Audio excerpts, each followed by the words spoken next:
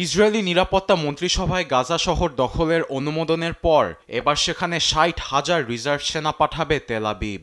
একাধিক উচ্চপদস্থ সামরিক কর্মকর্তার বরাতে বুধবার ইসরায়েলি গণমাধ্যমগুলো এ কথা জানিয়েছে। এদিকে আঞ্চলিক মধ্যস্থতাকারীদের যুদ্ধবিরতির প্রস্তাবে হামাস রাজি হওয়ার প্রতিক্রিয়া জানিয়েছে যুক্তরাষ্ট্র।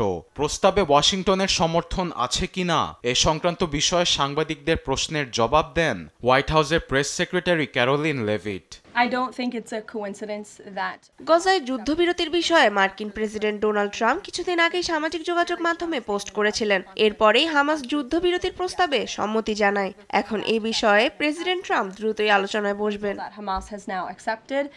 এমন পরিস্থিতিতে যুদ্ধবিরতির প্রস্তাবে হামাস রাজি হলেও এখনও সাড়া দেয়নি ইসরায়েল। তবে প্রস্তাবটি পর্যালোচনা করা হচ্ছে বলে জানিয়েছে তেল আবিব।